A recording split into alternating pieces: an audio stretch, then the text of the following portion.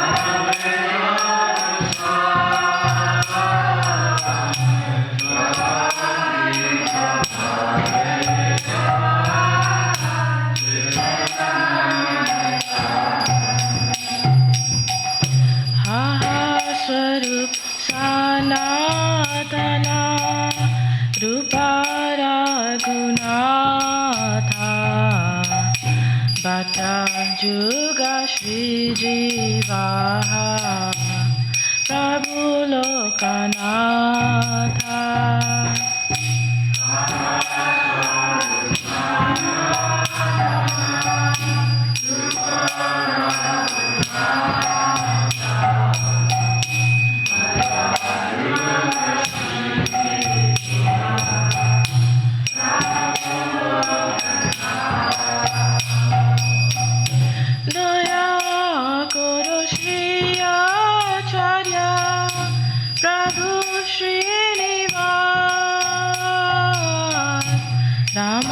Chandra Sangha Mange Narotamada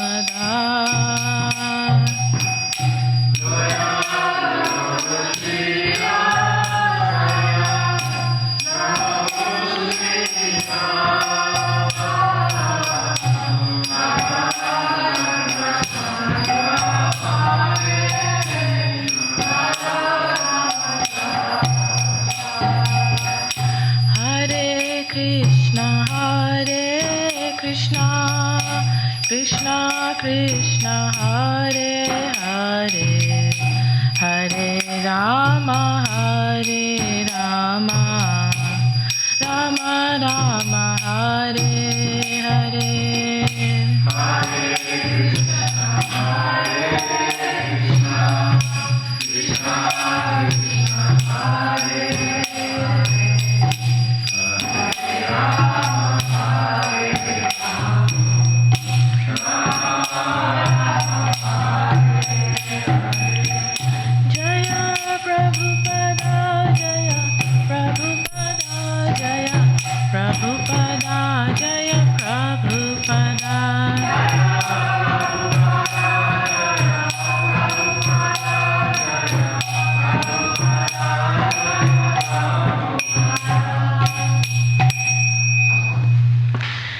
जय श्री राधा गोवर्धन धारी भगवान की जय, श्री कृष्णा बलराम भगवान की, गिरिराज महाराज की, नरसिंह देव भगवान की, गौरानिताय भगवान की, श्रीला प्रभुपाद की, गौर Premanandi.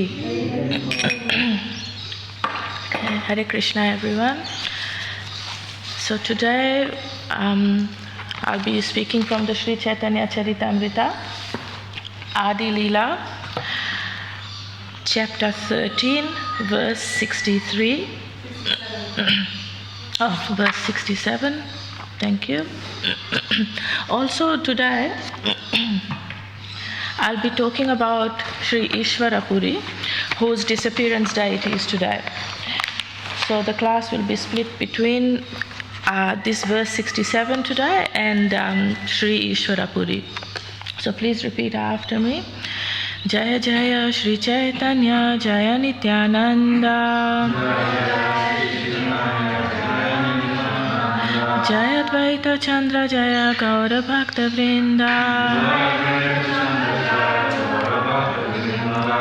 Jaya Jaya Shri Caitanya Jaya Nityananda. Jaya Advaita Chandra Jaya Gaura Bhakta Vrinda.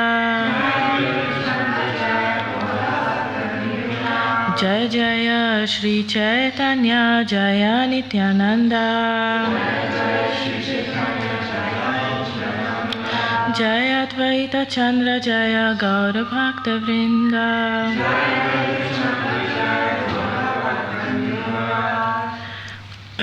So reading from the Sri Caitanya Caritamrita, Adi-lila, chapter 13, text 67 today.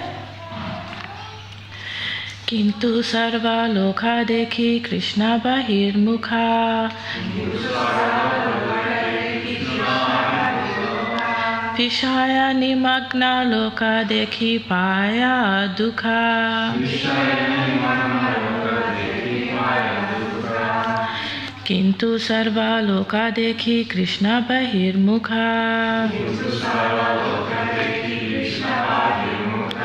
Vishaya nimagna loka dekhi paya dukha. Prabhu.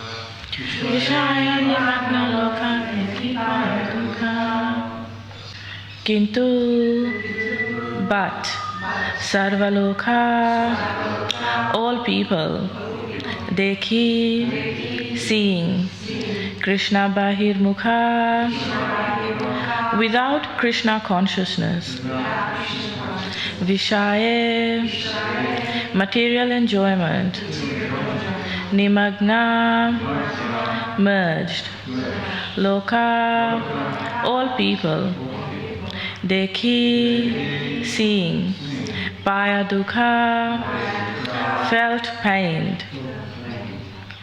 Translation and purport by Srila Prabhupada. Srila Prabhupada ki jai. Please repeat after me the translation too. But Sri Advaita Acharya Prabhu felt pained to see all the people without Krishna consciousness, simply merging in material sense enjoyment.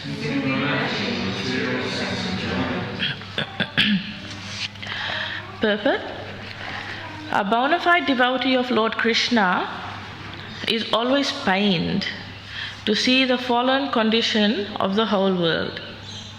Srila Bhaktisiddhanta Saraswati Thakur, he used to say, there is no scarcity of anything within this world. The only scarcity is of Krishna consciousness.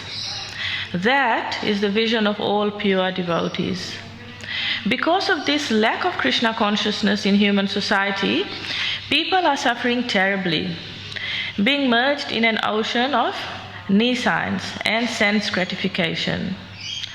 A devotee onlooker is very much aggrieved to see such a situation in the world.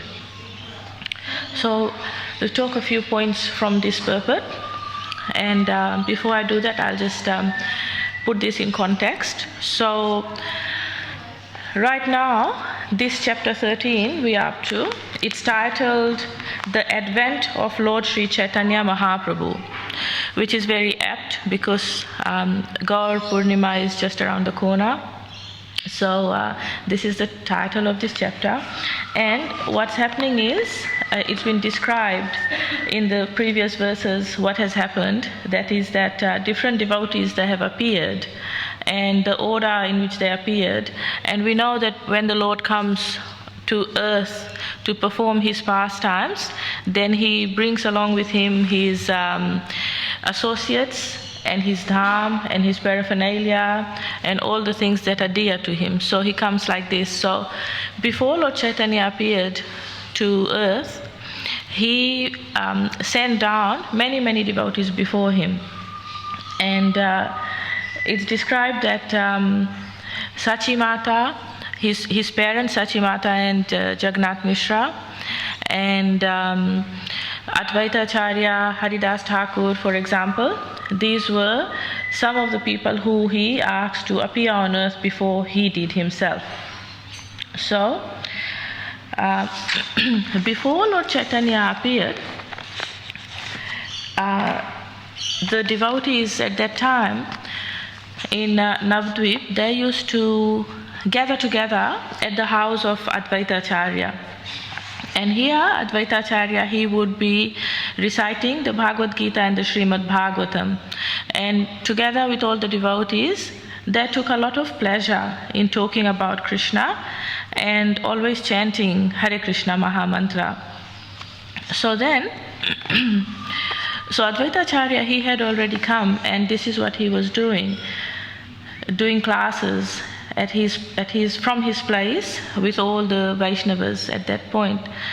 So Advaita Acharya, as is described in this verse now, he felt very, very pained, very hurt, very aggrieved to see how people were suffering around him.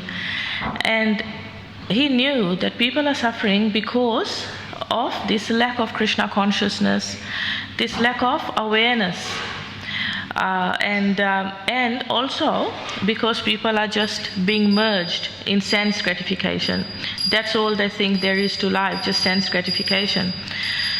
So some points from this purport are that, and one of the lines is that Bhakti Siddhanta Saraswati Thakur, and again his appearance day was just early this month, so he was a very great preacher in our sampradaya, and he was described as the lion guru. So he would just speak out, and people were scared of him, and they would cross the street to avoid talking to him.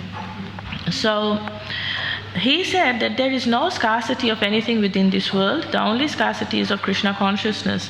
So he highlighted this as the main problem, that because of this lack of Krishna consciousness in this world, people are not aware of what else to do, and all they're doing is sense gratification. And then what happens after sense gratification? There is just suffering. So there is just suffering after this. And this is the suffering that people were going through. And when Advaita Acharya saw this, then he wasn't, his mood was that he was aggrieved to see such a situation. He was pained, he was sad. So he wanted to do something about it. And what he did is he prayed and he prayed. And as a result of his prayers, Lord Chaitanya appeared. So one thing to derive from this purport for ourselves is that, well, a few things really. One of the things is that instead of wasting our time and merging in material sense enjoyment, instead of doing that, what we should be doing instead is what?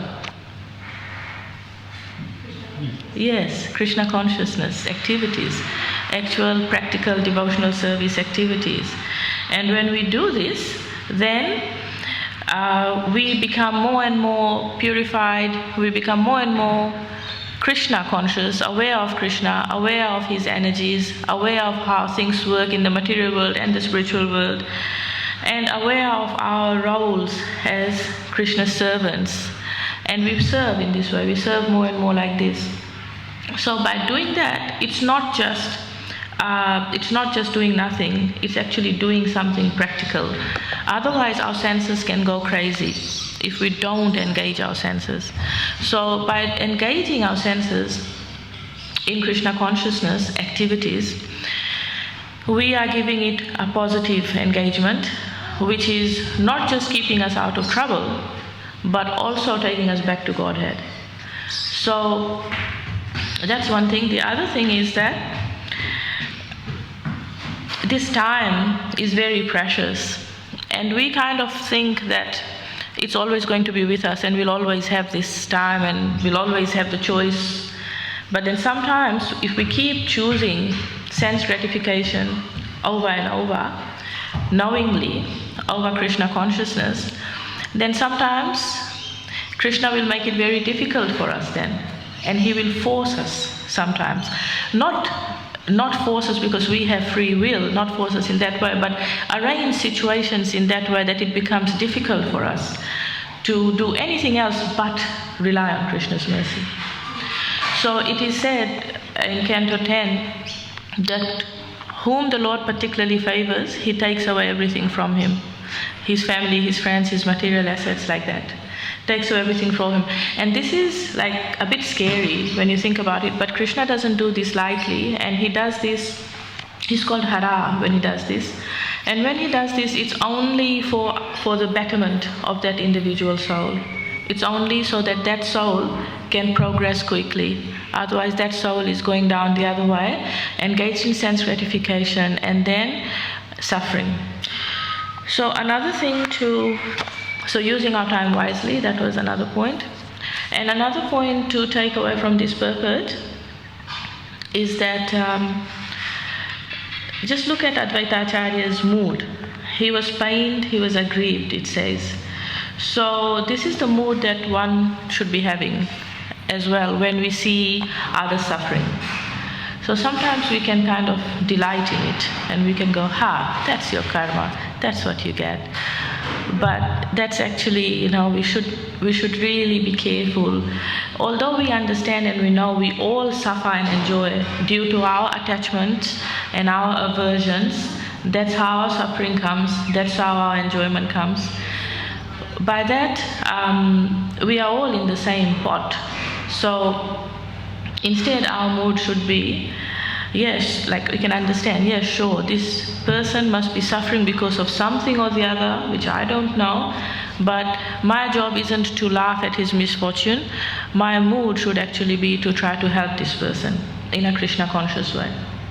So we can see this very, very starkly when a natural disaster happens, for example. And this area we are very well acquainted with floods. So when floods come, for example, a lot of people suffer, a lot of people lose their houses, and electricity, and hot water, and cooking amenities. So in that time, we can rise to the occasion and help, rather than laughing at their misfortune or just deriding them, thinking, oh, you're suffering because of your own karma.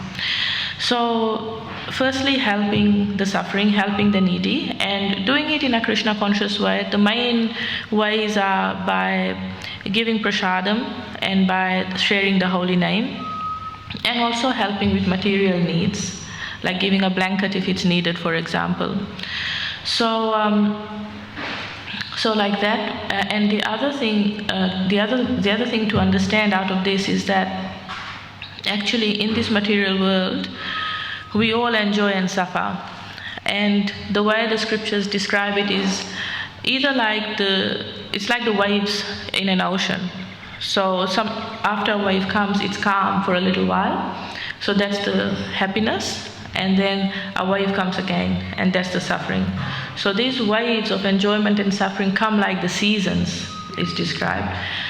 So we can't kind of just laugh at another's misfortune.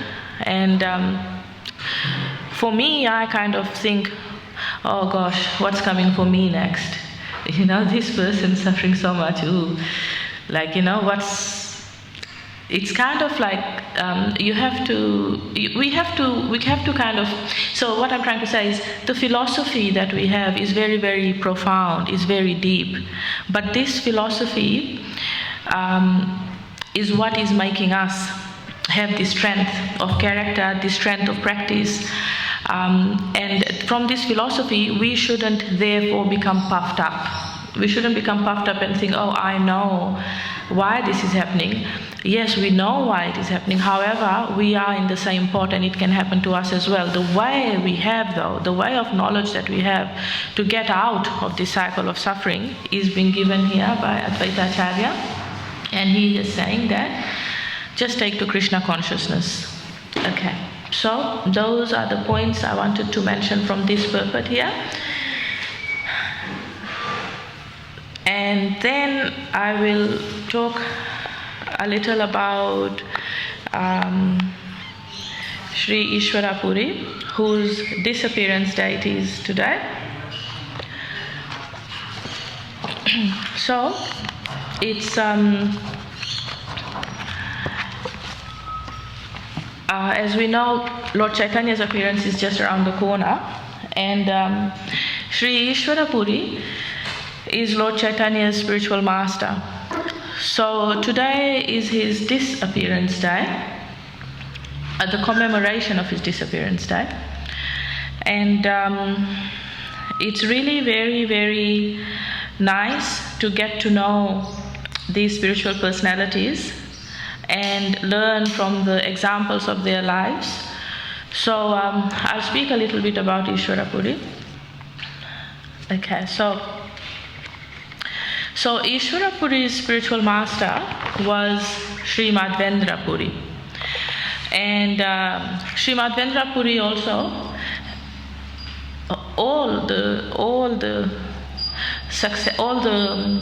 predecessors in our sampradaya, they are really, really profound and wonderful and deep personalities. And on these days of their appearance and disappearance, we have this opportunity to get to know them better, and to in that way also get their mercy. So we should obviously be making use of these opportunities. So Sri Madhvendra Puri was really, really marvelous acharya, and he had many pastimes. And Sri Madhvendra Puri, he had 3 main disciples. One of them was Nityananda Prabhu, the other was Advaita Acharya, and the other was Ishwara Puri. And Ishwara Puri, he is the spiritual master of Lord Chaitanya. So I'll describe this particular pastime in a bit more detail later. The pastime of Ishwara Puri serving his spiritual master very faithfully, especially towards the end of his spiritual master's life, and that how by doing so he received some very, very special mercy. So I'll talk about this a little later in more detail, but this is one thing I just wanted to highlight right from the beginning. So Ishwara Puri, he was traveling around, and in his travels he came to Navadvip, and he stayed at the house of Gopinath Acharya for a few months. So at this time, Lord Chaitanya, he was still Nimai Pandit, he was still a student. And when Ishwara Puri saw him for the first time, he was walking with some of his friends, and he had like some books and papers in his hands. So Ishwara Puri asked him, "Who are you? And what's this that you are holding?" Before that, he was really struck by seeing Lord Chaitanya's appearance and just seeing that he was such a effulgent personality. So then Nimai Pandit, he said, well, he didn't say, but one of his associates said, "This is Nimai Pandit." And then Ishwara Puri said, "Oh, you are so humble." And Nimai Pandit, he just humbly asked his to-be guru, and he invited him very humbly to his house for lunch. So Ishwara Puri, it's described that it was as though he had been charmed by magic. So he just like really sort of peacefully followed Nimai Pandit to his house. And there Sachi Mata had cooked some things and was offering it to the deities. And after that, they had lunch together, Lord Nimai Pandit and Sri Ishwara Puri. And then they sat down in the temple room and they discussed lots of Krishna Katha. And by discussing with each other like this, they both felt very sort of uplifted, very happy they felt after doing all of this discussion. So when Ishwara Puri first arrived in Navdvip, he went to Advaita Acharya's house one day, somehow or the other. And when he arrived at Advaita Acharya's house, Advaita Acharya was engaged in doing some deity worship. And so he was doing his deity worship, and Ishwarapuri arrives, and he very quietly sits down. He sits down quietly, and also Ishwarapuri, it's described that he was wearing clothes that would normally be worn by a servant. Like he was dressed very, very simply, like a Shudra is described. And he did this deliberately to disguise himself. He didn't want to get the fame and the respect of being a Vaishnava sannyasi. So he was dressed like this in disguise, and he was sitting down quietly. But Advaita Acharya, so both of them being pure devotees, Advaita Acharya, he could recognize this effulgent personality for more than what he was disguising himself. And he kept looking at him. So he was doing his worship, but then he just kept looking at Ishwarapuri. And as he was looking, then he finally said, "Who are you?" And then he said, "I have a feeling you are a Vaishnava sannyasi," which is what Ishwarapuri was. But he was disguising himself as a servant. And then Ishwarapuri says, no, I am a low-class servant, and I've just come to see your lotus feet. So one of Advaita Acharya's associates, Mukunda Dutt, he was there, and he also could understand that this was a very elevated Vaishnava. And in order to expose him, he started singing a very sweet kirtan.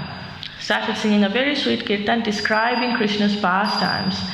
And immediately on hearing this kirtan, Ishwarapuri's mind went straight to the kirtan pastimes, and he started crying, fell down to the ground and started crying, and the ground became wet with tears.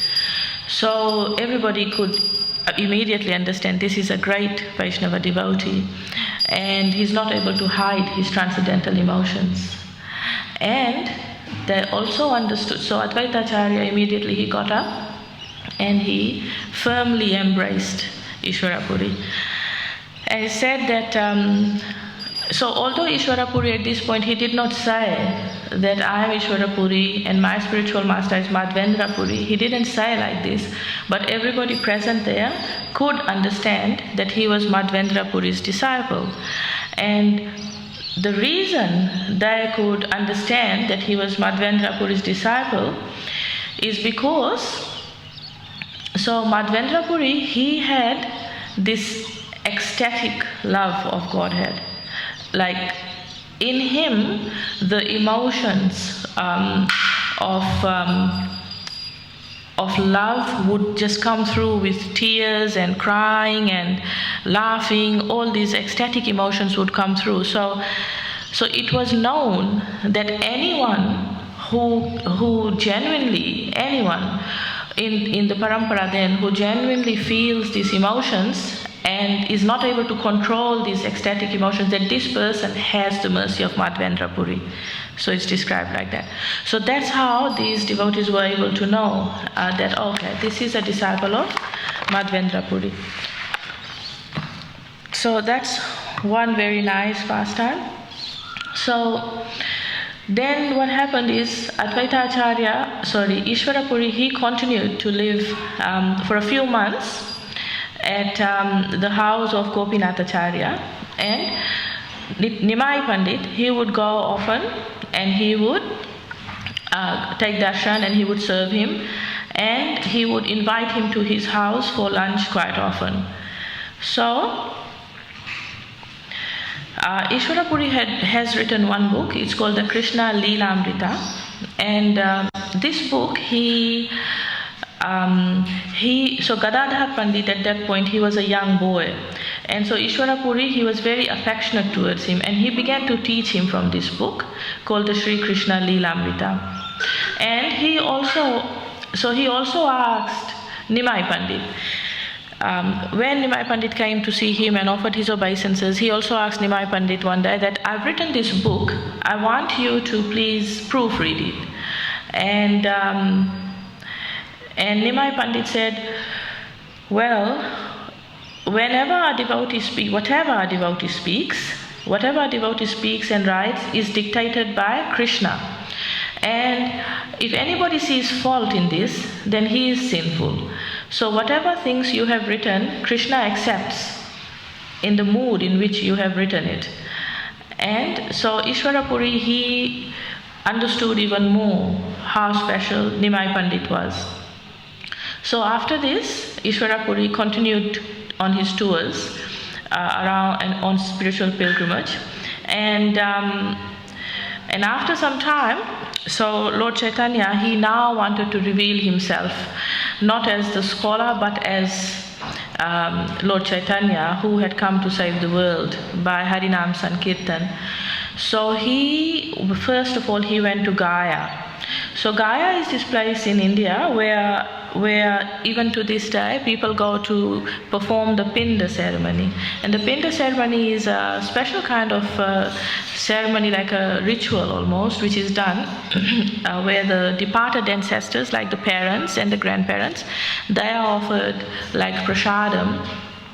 They offer prasadam after like prayers. So this is what Lord Chaitanya came to do for his parents at Gaya. And at Gaya, he met Ishwarapuri over there again. And at this point, he took the dust of Ishwarapuri's feet on his head. He paid his obeisances, and he asked him to be his spiritual master. So Ishwarapuri also embraced him after he stood up from his obeisances. And the two of them were drenched in tears of love. So Lord Chaitanya, he said to his spiritual master that my journey to Gaya is successful just because I have seen you here. At this place, if one offers pinda to his forefathers, they have become free from hell. But simply by seeing you here, tens of millions of my forefathers have gotten liberation. So your presence is even more auspicious than that of this holy Tirtha. I am praying at your lotus feet to take me across this ocean of material existence and to cause me to drink the nectar from Krishna's lotus feet. So somebody might think that Lord Chaitanya, he is Krishna himself in the mood of Radharani. And he is Krishna, and why is he then taking on a spiritual master and saying, teach me and teach me about Krishna, let me hear about Krishna, like this. So one reason is that Lord Chaitanya, he came to teach us. He came as a acharya. Acharya means one who teaches by example. So he came to teach us, and he is teaching us by example. So all the things, the life of Lord Chaitanya and how Lord Chaitanya honored different personalities, the places he traveled to, and the fact that he took a spiritual master, very big indications to us, very big examples to us as to how our life should be. So we need to use our time in getting to know these personalities by hearing and by reading. So Lord Chaitanya, he accepted a spiritual master in this way. And then another day, Lord Chaitanya, he approached. Okay, before that, so these are the loving exchanges that happen between guru and disciple. So Ishwarapuri replied to Lord Chaitanya, please hear me. I understand that you are an incarnation of the Supreme Lord. And this morning I had a very auspicious dream, and now you have actually come here. From the very first day I saw you at Navdvip, I have always thought of you. I get such pleasure by seeing you, as much pleasure as I get by seeing Krishna. So Ishwarapuri actually knew that his disciple was none other than Krishna. He knew that. And hearing this, Mahaprabhu bowed his head and smilingly replied, this is my great fortune. So after Lord Chaitanya took his initiation and returned back to Navdvip, that's when he started preaching. and really doing congregational preaching in a big way. So, one morning, this is still in Gaya though. So one morning, Sri Ishwarapuri came to where Lord Caitanya was staying. Lord Caitanya was very pleased to see him, and he offered his obeisances, invited him to stay for lunch. Ishwarapuri replied, "Being able to accept foodstuffs from your hand is a matter of great fortune for me." Mahaprabhu himself cooked and then very carefully served his guru. Afterwards, he smeared sandalwood paste on his guru's body and put a garland of flowers around his neck. Thus, the Supreme Lord himself taught us how one should serve his guru. Without serving the great devotees, it is not possible to receive love of Godhead. Service to the guru is the door to devotion. So I'll just read those last two lines again. Without serving the great devotees, it is not possible to receive love of Godhead. Service to the Guru is the door to devotion. So, Ishwarapuri, he exemplified this in a very big way when he served his own spiritual master, Madhvendra Puri, especially towards the end of his life. And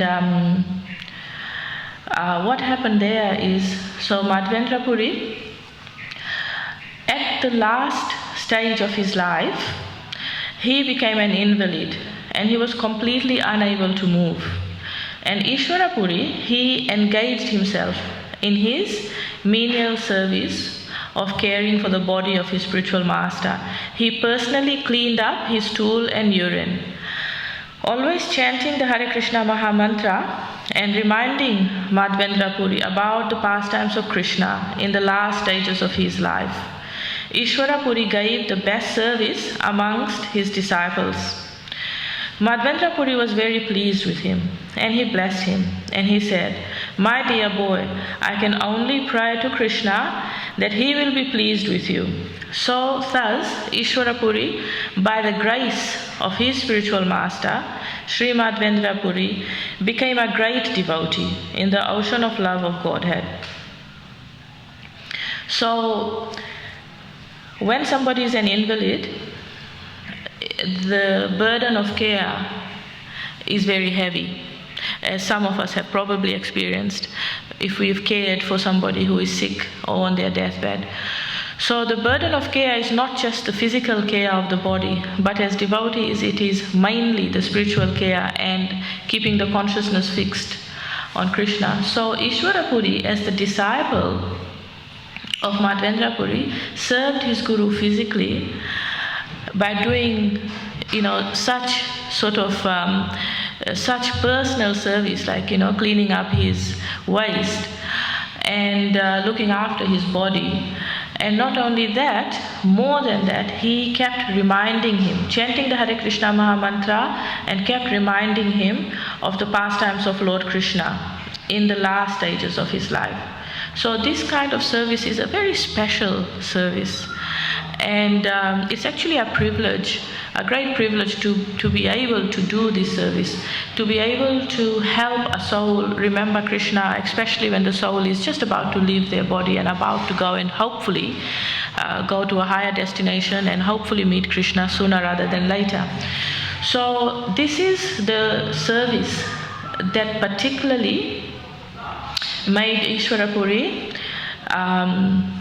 very, very blessed and very, very sort of heavy with mercy. So, so this is what I was saying, that without serving a great devotee, one cannot receive love of Godhead. So also the prayer that we sing every morning for Mangalarti, the Guru Vastaka prayers. So, Yasya Prasadat Bhagavad Prasado, Yasya Prasadan Nagadi Kutopi, that the translation of this verse is, by the mercy of the spiritual master, one is blessed by the mercy of Krishna. Without the grace of the spiritual master, one cannot make any advancement. So, a Vaishnava is always protected by the Supreme Personality of Godhead, and a Vaishnava is always protected by chanting the holy names. So, we know Krishna is like, personally not visible to us as he was 5,000 years ago, but he is present in his holy name, and devotees are always protected by his holy name. So if he appears to be an invalid, this gives the disciple a chance to serve him. Ishwarapuri pleased his spiritual master by service, and by the blessings of his spiritual master, he became such a great personality that Lord Krishna himself, Lord Chaitanya Mahaprabhu, accepted him as his spiritual master. To teach others by example how to be a faithful disciple of the spiritual master, Lord Chaitanya, he took initiation from Ishwarapuri. And on his way back from Gaya, he visited the birthplace of Ishwarapuri called Kumarahata. And from here he collected a bit of dust, a little bit of dirt, soil, and he tied it in his top cloth, and he said that this soil is as dear to me as my life itself. And then he came back to Navadvip. So in the same way, Lord Chaitanya's followers, they all went to Gaya eventually, and they all took a little bit of, they all went to Kumarahata, the appearance place of Ishwarapuri, and they all took some dust from there. And in this way, there's a lake, there's a little pond over there called Caitanya Doha, which has been formed because they've all taken dust from there. So Caitanya Doha is the pond that has been formed there. And even now devotees go and they collect some earth from that place. Okay, so there is actually a lot to be said about Sri Ishwarapuri, and most of his pastimes are in the Caitanya Caritamrita and also in the Chaitanya Bhagavat. One thing, the last thing I will say about Ishwarapuri is that he left this world by the time Lord Chaitanya went. So Lord Chaitanya went to Jagannath Puri for the last 24 years of his life. And at Jagannath Puri, Ishwarapuri, Lord Chaitanya's spiritual master, he sent two of his god brothers, Kashishvara and Govinda. He sent these two disciples of his to go and serve their god brother, Lord Chaitanya. So it's described that Lord Chaitanya didn't want service from his god brothers, but simply because his guru had sent them, his guru had instructed, that's why he accepted. So he accepted service from his god brothers, and Kashishvara, he was described as being very strong and powerful, and he would serve by keeping the crowds away from Lord Chaitanya. And Sri Govinda Dev, he served Lord Chaitanya by serving his body. So in this way we can see the affectionate relationship that Sri Ishwarapuri had with his disciple Lord Chaitanya, and how he arranged for Lord Chaitanya's care as a sannyasi even after he had left this world. Okay, I will stop there. Would anybody like to say anything?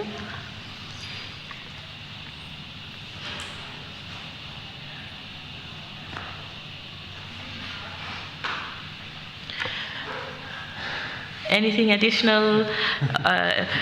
Prabhu is very humble. He's full of these lovely pastimes. I'm sure you have something to add about Ishwarapuri. If you didn't know, one of Prabhu's son is named Madhvendra Puri. So he knows all about these pastimes in great detail, inside out, upside down, everywhere. And Prabhu, you want to say anything? You covered quite a lot. Okay, so okay then. Thank you very much, everyone, for listening. Jai Srila Prabhupada. Shri Krishna Das Kaviraj Maharaj ki jai. Shri Ishwarapuri ki jai. Gauranga Mahaprabhu ki jai. Nityananda Mahaprabhu ki jai. Caitanya Caritamrita ki jai. Hari Hari Bol.